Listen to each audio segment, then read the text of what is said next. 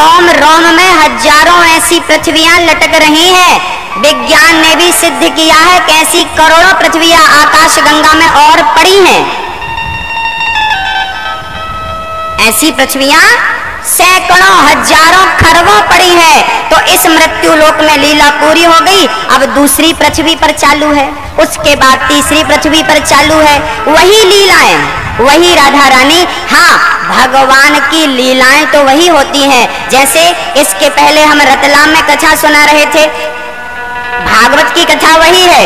अभी रतलाम में थी, अब दिल्ली में है, इसके बाद धार में चालू हो जाएगी।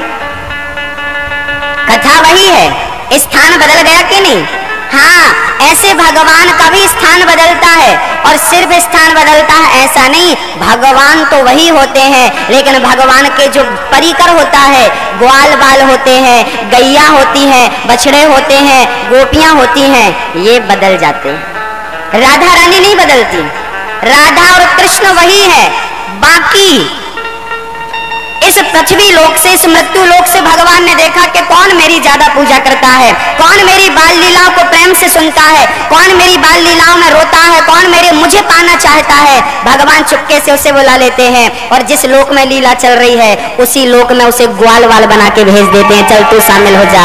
हमारे गुरु जी कहा करते हैं कि भगवान की लीलाएं नित्य है। और आप, जैसा कि अभी मैंने कहा ना, जो भगवान के पास से गुजर रहा था, भगवान ने उसे उठा उठा करके किनारे रख दिया।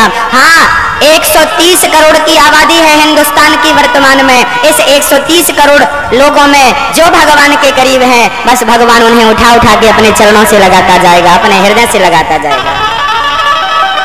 सब कैसे बन सकते हैं? उस योग्य, लेकिन प्रयासरत रहिएगा, कृष्ण से नाता जोड़कर रखिएगा। कभी कभी ना हमारा विश्वास डगमगाने लगता है, हमारा विश्वास कमजोर पड़ जाता है। ये भगवान आपकी परीक्षा लेते हैं कि आप कितना विश्वास करते हैं मुझ पर। ऐसा तो नहीं कि आपका विश्वास विषम परिस्थितियों में डगमगाने लगे, कमजोर पड़ने लगे। हाँ, क्योंकि दीपक की परीक्षा तो तब होती है जब हवा चले। ये कितना मजबूत है। हाँ, विषम परिस्थितियों में ही परीक्षा होती है। हमारे प्रेम की, हमारे विश्वास की, हमारे समर्पण की, हमारी श्रद्धा की परीक्षा कब होगी? जब हमारे जीवन में विषम परिस्थितियां आएंगी। इसलिए विषम परिस्थितियां आती हैं, इसलिए नहीं आती कि हम कोई कष्ट आए ना, बल्कि विषम परिस्थितियां देकर भगवान देखते हैं कि हम कितने कच्चे और कितने पक्के हैं। कच्चे हैं तो पक्का बनाते हैं। तो भगवान की नित्य लीलाओं में शामिल होना है तो प्रेम से भगवान श्री कृष्ण को अपने हृदय में बिठाइएगा, नित्य उन्हीं में रमिएगा। जमाने की कोई परवाह ना हो, बस श्याम सुंदर श्याम श्याम श्याम। हमें तो काम है, हमें तो काम ईश्वर से। जगत रूठे तो रूठन दे। भगवान श्री सुखदेव जी राजा परीक्षित को कथा सुना रहे थे। सूत जी ने कहा मैं भी वहीं था, मैंने भी मधुर कथा सुन ली श्री सुखदेव जी से। हाँ, श्री व्यास जी महाराज भगवान के अवतार कितने हैं? श्री सुखदेव सूत जी कहते हैं 24 अवतार। भगवान ने 24 अवतार धारण किए। नारायण, नारद, हरि, कपिल देव, श्री राम, हंस, हयग्रीव, मोहिनी, दत्तात्रेय, सुखधाम, नरसिंह, वामन, व्यास जी, ऋषभ देव, कौमार, यज्ञ पुरुष, धनवंतरी, बुद्ध, कल की अवतार, पृथु राजा, 12 पुनि, कृष्ण चंद्र भगवान, परशुराम, मत्स्य, कमठ, पद्म, पुराण, प्रमाण। ये 24 अवतार हैं। एक दिन व्यास जी महाराज उदास थे, उदास बैठे थे। व्यास जी को उदास देखकर श्री नारद जी को रहा ना गया। 17 पुराण लिख दिए, व्यास जी महाराज पर शांति नहीं मिली। शांति कब मिलती है जानते हो भक्तों? कहते हैं जब हृदय में भगवान आ जाए, जब हृदय में श्याम सुंदर का प्राकट्य हो जाए, तब हमें अपार शांति का अनुभव होता है। शांति ही शांति है। गोपियां कहती हैं श्याम सुंदर, जब भगवान श्री कृष्ण गोपियों को छोड़कर जाने लगे ना अक्रूर जी के साथ, तो रास्ते में खड़ी हो गई गोपियां और खड़ी होकर कहने लगी, आपका रथ हमारे ऊपर से निकाल कर ले जाओ। अब हम आपके बिना जीकर क्या करेंगे, किसके लिए जिएंगी? श्याम सुंदर कहते हैं, नाना परसों आ जाऊंगा, 2 दिन का, 2 दिन की बात है। अरे निष्ठुर कपटी, तेरे लिए 2 दिन बहुत कम है, जानता नहीं मेरे 2 दिन मतलब। संतन की सेवा बहुत कुछ देती है, इसलिए तो संत गाते हैं, संतन के संग लाग रे तेरी अच्छी बनेगी।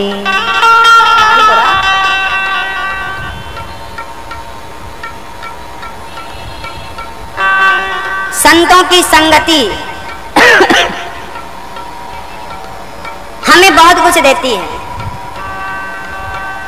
नारद जी कहते हैं, हमने संतों की सेवा करी, बड़े सुखी हो गए।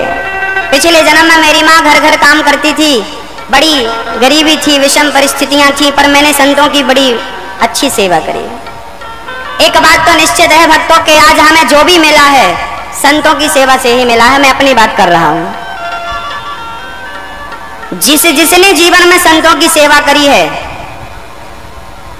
भगवान से अनुराग किया है, वो आज सुखी है। उसकी छत्र छाया में है ना। नारद जी ने पूरी आप बीती सुनाई, व्यास जी ने 17 पुराण के पश्चात भागवत की रचना करी, और भागवत की रचना हुई, अपार शांति का अनुभव मिला। अच्छा, व्यास जी ने भागवत की शुरुआत, शुभारंभ कहां से किया? व्यास जी ने भागवत की रचना करी है महाभारत के युद्ध से। महाभारत में 99 कौरव मारे गए, एक दुर्योधन बचा था, वो भी तड़प रहा था। भीम भैया ने ऐसा प्रहार किया गदा का जंघा पर। अच्छा, भीम भैया ने जंघा पर ही प्रहार क्यों किया, जंघा ही क्यों तोड़ी? क्योंकि भीम भैया ने जब भरी सभा में दुर्योधन ने कहा, द्रौपदी से, द्रौपदी आ मेरी जंघा पर आकर बैठ जा, तब मन में प्रतिज्ञा कर ली थी भीम भैया ने कि मेरे भाई मेरी पत्नी को अपनी गोद में बिठाना चाहता है, अपनी जांघ पर बिठाना चाहता है, वो दिन दूर नहीं जब मैं अपने गदा से तेरी इन दोनों जंघा को तोड़ दूंगा। इसलिए गदा से भीम भैया ने जंघा तोड़ डाली। दुर्योधन मर रहा था। उसी समय अश्वत्थामा आ गया, गुरु द्रोणाचार्य का पुत्र। मित्र, क्या मैं वैद्य को बुलाकर आपका उपचार कराऊं?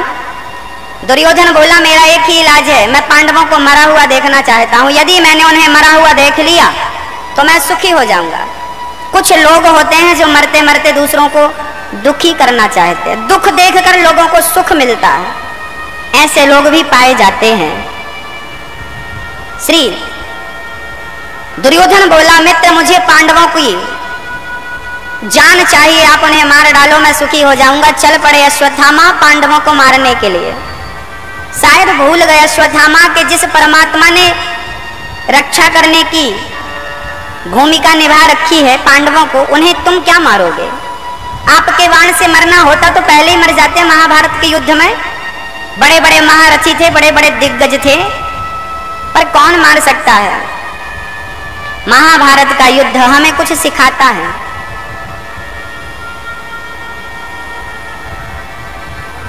महाभारत का युद्ध क्यों हुआ? क्योंकि नारी का अपमान हुआ। भारी सभा में जुआ खेला गया, जुआ खेलने के बाद नारी का अपमान हुआ और महाभारत का बीज बो दिया। ना जुआ होता, ना नारी का अपमान होता, ना ये महाभारत की स्थिति बनती।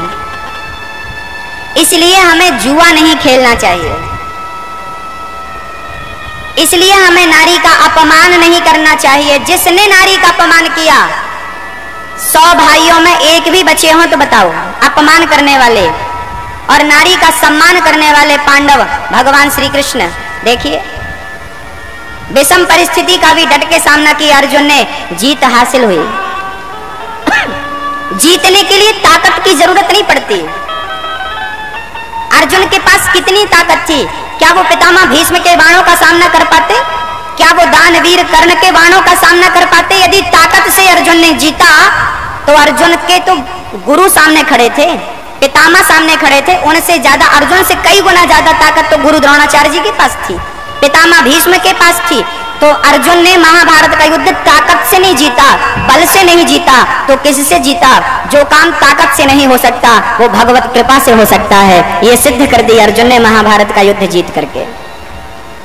ताकत एक तरफ और कृपा एक तरफ, इसलिए ताकत मत पाइएगा।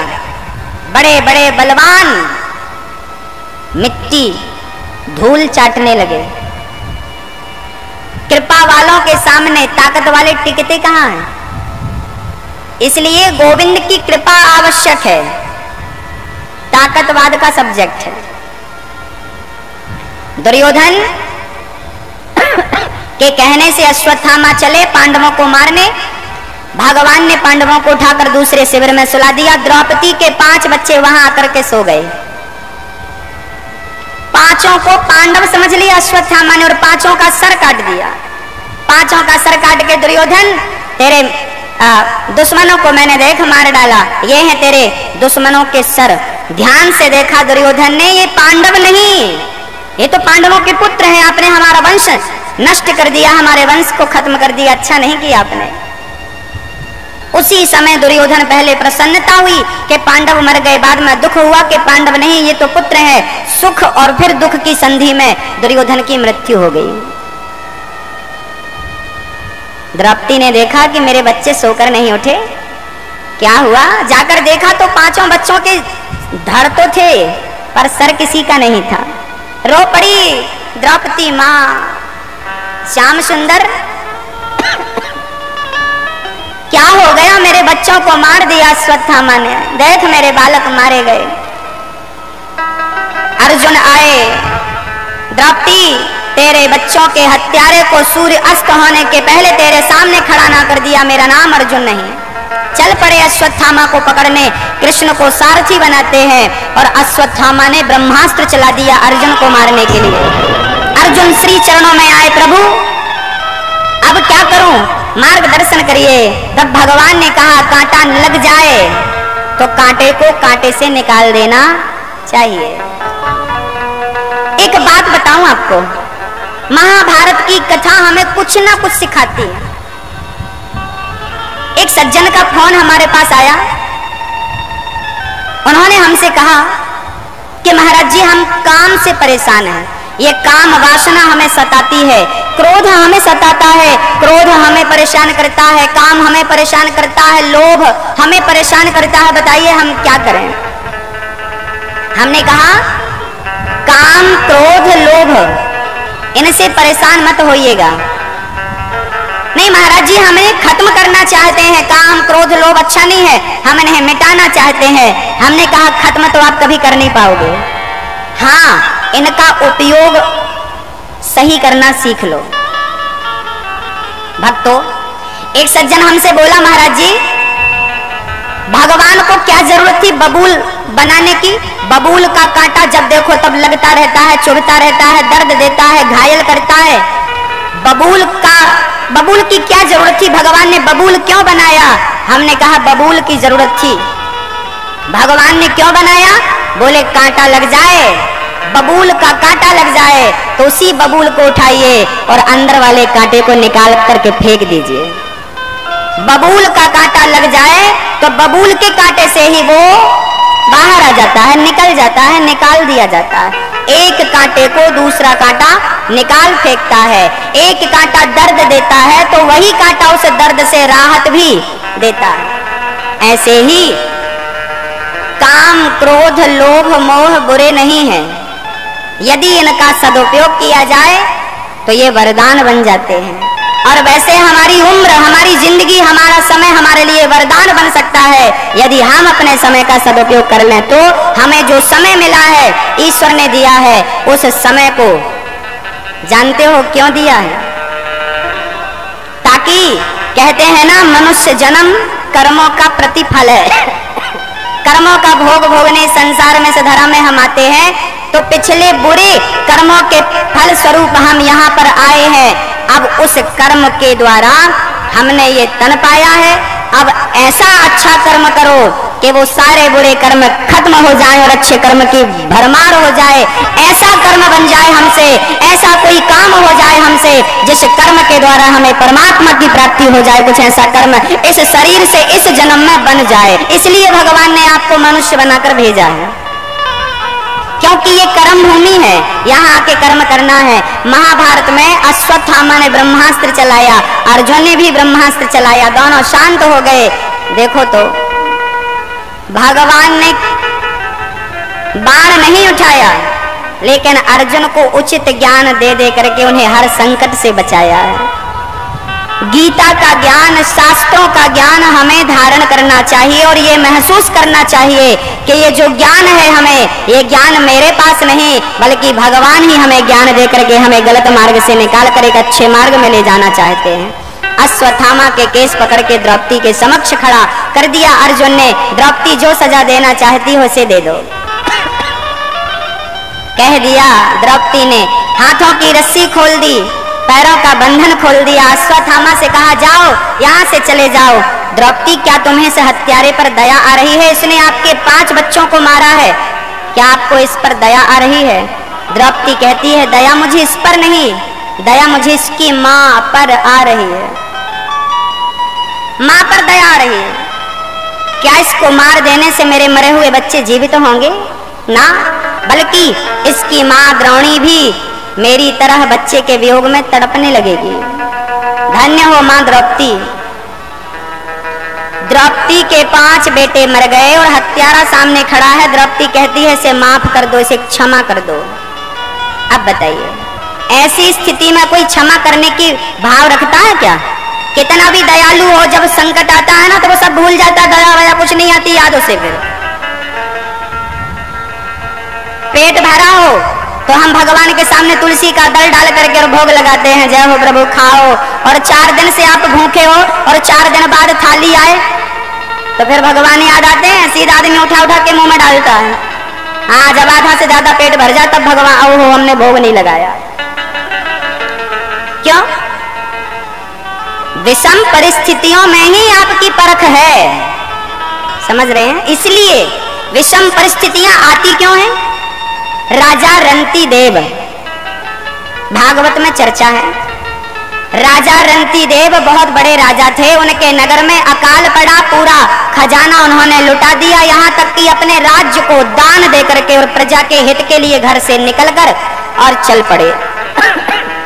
समय ने ऐसा नाच नचाया, ऐसा खेल खेला उनके साथ कि उनकी पत्नी रंती देव की पत्नी और रंती देव का नन्हा सा बालक 64 दिन तक घूमते रहे। एक दाना नहीं मिला रोटी का, एक दाना नहीं मिला भोजन का। तड़पने लगे, उनकी पत्नी तड़पने लगी, उनका बेटा तड़पने लगा। पत्ते खा खा करके और जैसे तैसे दिन गुजारते हैं, घास खा करके जैसे तैसे दिन गुजारते। राजा, एक गांव में भंडारा हो रहा था, रंती देव चले गए। पत्नी भूखी थी, नन्हा सा बेटा भूखा था। लाइन में खड़े हो गए, नंबर आया तो खीर मिली और थोड़ी सी पूड़ी मिल गई। आहा, बढ़िया बढ़िया। रंती देव को खीर मिली, पूड़ी मिली। आते हैं, 3 पत्तल सजाते हैं, एक पत्नी के लिए, एक स्वयं के लिए, एक पुत्र के लिए, और रख करके और सबसे पहले हाथ में जल लेकर के 64 दिन की भूख है, 1 2 3 4 दिन की नहीं, कितनी भूख होगी वो आप कल्पना कर सकते हैं। जब सामने थाली आई, धन्य है रंती देव, पहले त्वदीयम वस्तु गोविंद तुभ्यमेव समर्पिते। हे प्रभु, आपकी कृपा से आज मुझे भोजन मिला है, पहले आप स्वीकार करिए। जय हो ठाकुर जी। जैसी भाव से भगवान को वो रूखा सूखा समर्पित किया, उसी समय कुत्ता लेकर के एक चांडाल आ गया। भैया बड़ी भूख लगी है, 15 दिन से कुछ खाया नहीं हूं, 15 दिन से कुछ नहीं खाया, क्या कुछ मिलेगा? रंती देव बोले हाँ हाँ, क्यों नहीं मिलेगा? जिसके पास खचाखच भरा है वो तो दान कर ही देता है, लेकिन जिसके पास 64 दिन के बाद एक थाली आई हो, 2 रोटी 2 पूड़ी आई हो, वो भला कैसे दान कर सकता। लेकिन रंती देव ना आइए, चांडाल को बिठाया और अपनी थाली दे दी। पुत्र ने कह दिया, पिताजी आप अपनी थाली मत दीजिए, मैं देता हूँ। पत्नी बोली, ना आप दोनों मत दीजिए, मैं देती हूँ। ये देखिए, जहां देने के लिए तैयार है पुत्र, पत्नी और पति, चांडाल ने पहले रंती देव की थाली फिनिश करी। महाराज और भूख लगी है, मैं 15 दिन से कुछ नहीं खाया, ये 15 दिन का भूखा, और जिससे तू मांग रहा है वो 64 दिन का भूखा है। दूसरी थाली भी पत्नी ने दे दी, लो आप खाइए, आप खाइए। चांडाल ने खा लिया, खाकर बोला, महाराज मेरे ये कुत्ते बड़े भूखे हैं, इन्हें भी थोड़ा दाना मिल जाए। तो नन्हे से बच्चे ने अपनी थाली खिसका दी और अपने थाली की पूड़ी और खीर उस कुत्ते को खिला दिया। ठंडा पानी तीनों ने पिया और जैसे ही पानी पीकर भगवान को धन्यवाद दिया, प्रभु तेरा लाख लाख शुक्रिया, लाख लाख धन्यवाद, कम से कम तेरी कृपा से पानी तो पेट भर मिल रहा है, तेरी बड़ी कृपा है, तेरी बड़ी कृपा है कि पानी में पेट भर पी रहा हूँ। और तीनों ने जब धन्यवाद दिया तब उस चांडाल से भगवान को प्रकट होकर दर्शन देना पड़ा। भक्त धन्य है तू और धन्य है तेरा भाव, धन्य है तेरी श्रद्धा। ऐसी हालत, ऐसी विषम परिस्थिति पर भी आपने अपना धैर्य, अपनी भक्ति, अपना विश्वास नहीं छोड़ा।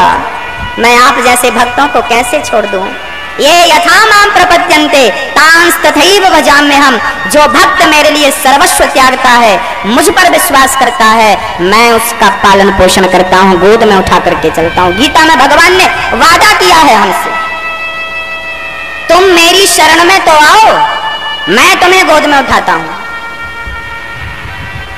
ये दारागार पुत्राप्तान प्राणान वित्तमेवं परम हित्वा माम शरणम याता कथम तांस्त्यक तुमुत्सहे। जिसने मेरे लिए, भगवान कह रहे हैं, जिसने मेरे लिए अपनी पत्नी को छोड़ा हो, अपने परिवार को छोड़ा हो, अपने सुख को, अपनी वैभव को छोड़ा हो, ऐसे भक्त को मैं कैसे छोड़ सकता हूं। एक भक्त था, नाम था सदन कसाई, मांस बेचता था, सालिग्राम भगवान रखता था, सालिग्राम भगवान तराजू में रखता था, कहता था, हे प्रभु 1 किलो का तौल तौलना है, 1 किलो के हो जाओ। भगवान 1 किलो के हो जाते, आधा किलो का तौल तौलना है तो आधा किलो के हो जाते। ऐसे सदन कसाई सालिग्राम भगवान को रखते हैं।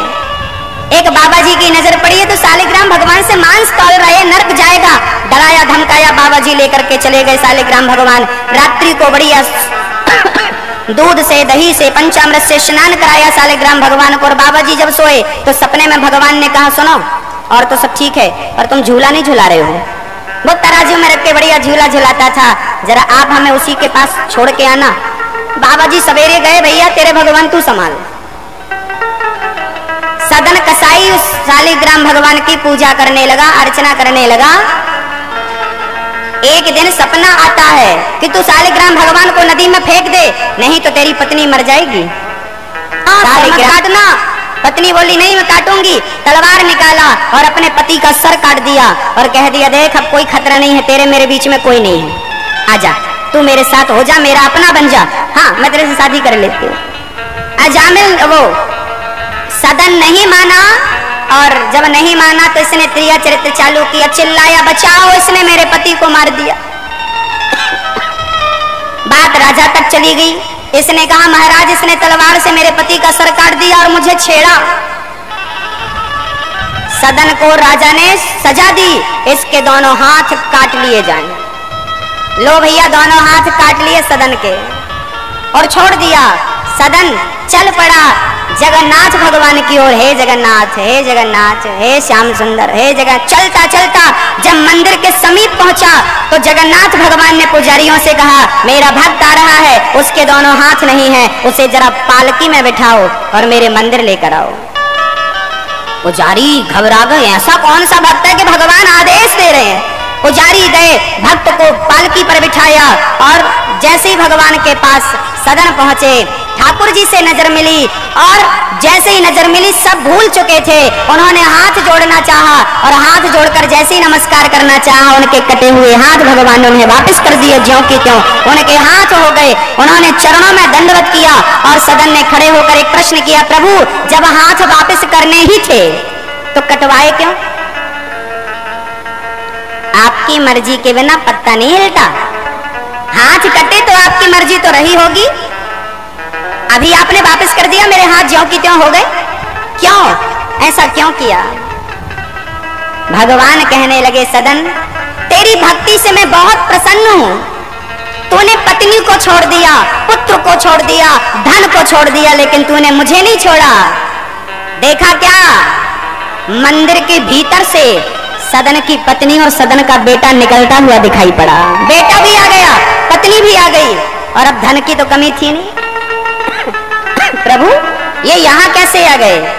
हाँ, हमने ही इन्हें यहां बुलाया था। प्रभु मेरे हाथ क्यों कटे, ये मुझे समझ में नहीं आया। भगवान ने कहा, सदन तू पिछले जन्म में एक संत था, जंगल में तपस्या कर रहा था। उसी समय एक कसाई के हाथ से गाय छूट गई और वो गाय तेरे सामने से गुजरी। कसाई ने तुझसे पूछा, क्यों, क्या गाय को देखा है आपने? तो आपने बता दिया, हाँ गाय इस तरफ गई। सही पता बताया, कसाई गया और कसाई ने गाय को पकड़ा और गाय का सर काट दिया। वो कसाई और वो गाय थी ना, वो गाय इस जन्म में वही स्त्री बनकर आई जिसने तुझसे कहा था मेरे से शादी कर ले। ये पिछले जन्म में वो गाय थी और वो कसाई उसका पति था।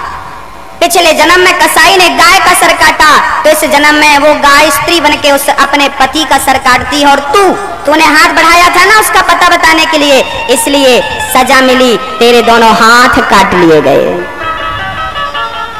तूने गाय का पता बताया जिसके कारण गाय की हत्या हुई, तेरे दोनों हाथ काट लिए गए। तेरे पिछले जन्म का पाप इस जन्म में तुझे उसका प्रतिफल मिला, लेकिन तूने मेरी भक्ति किसी भी हालत पर नहीं छोड़ी, इसलिए मैंने तुझे दंड तो दिया, तेरे गुनाहों का तुझे दंड मिला, लेकिन मेरी कृपा के कारण तुझे मैंने तेरे हाथ लौटा दिए। ये तेरी भक्ति का प्रभाव है।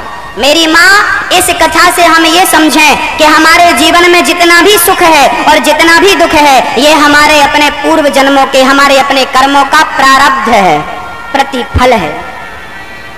अच्छा किया हमने तो अच्छा मिला, बुरा किया हमने बुरा मिला। राम न मारे काहू को, पापी नहीं आराम, आप ऐसे मर जाते हैं कर कर खोटे काम।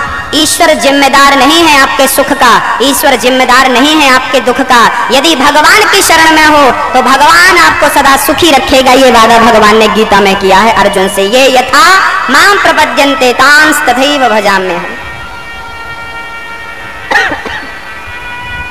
द्रौपदी कहती है, दया करो, क्योंकि दया धर्म का मूल है, पाप मूल अभिमान। तुलसी दया न छोड़िए, जब तक घट में प्राण। दया मरते समय तक करना चाहिए। राजा रंती देव ने अपना धैर्य, अपनी दया नहीं छोड़ी। हमें भी अपनी दया, द्रौपदी के 5 बच्चे मरने के बाद भी उसने हत्यारे पर दया करी। ये द्रौपदी का स्वभाव था। हमारा भी स्वभाव ऐसा हो, जिनके स्वभाव ऐसे होते हैं उन पर ईश्वर की कृपा, और वो फिर भगवान के लिए मोहताज नहीं रहते। हाँ, जब आप दूसरों पर दया नहीं करेंगे तो आप पर कृष्ण कैसे दया करेगा? द्रौपदी करुणा की मूर्ति है। द्रौपदी माँ है और माँ करुणा की मूर्ति है ना। माँ द्रौपदी एक माँ है। अभी नवरात्रि आ रही है, गली गली माँ के दर्शन होंगे। और वैसे आप भी तो माँ हो, तो आपके अंदर भी दया है कि नहीं? दया है? क्षमा करती हो कि नहीं मेरी माँ? क्षमा, दया धर्म का मूल है। क्षमा बड़न को चाहिए, छोटन को उत्पात, का हरि को घट गयो जो भृगु मारी लात। एक बार भगवान नारायण को भृगु जी ने लात मार दी कस के। छाती पर। इसलिए लड्डू गोपाल जी की छाती पर देखना आज भी एक पांव का निशान होता है। यहाँ पर भगवान मंदिर में जितने भी विग्रह हैं, ठाकुर जी बैठे, सबके छाती पर एक लात का निशान जरूर होगा, पंजे का निशान जरूर होगा। ये कौन है? बोले भृगु जी ने लात मारा तो भगवान के यहाँ पर वो निशान बन गया। क्यों मारा? बोले भृगु जी ने लात मार के देखा तो तुम कैसे भगवान हो? लात मारी तो भगवान कैसे थे? बोले भृगु जी के चरण पकड़ के सहलाने लगे। भृगु जी मेरी छाती बड़ी कठोर थी, आपके चरण बड़े कोमल हैं, कहीं आपके चरणों में चोट तो नहीं लग गई? ये भाव भगवान का देखा, भृगु जी ने चरणों में गिर पड़े। प्रभु पहले पूजनीय आप हैं, पहले ब्रह्मा की पूजा करें कि शिव की पूजा करें कि नारायण की पूजा करें, ये डिसाइड नहीं हो पा रहा था। तब भृगु जी ने लात मार के डिसाइड किया कि पहले पूजनीय भगवान है। इसलिए भगवान को कहा है त्वमेव माता च पिता त्वमेव त्वमेव बन्धुश्च सखा त्वमेव।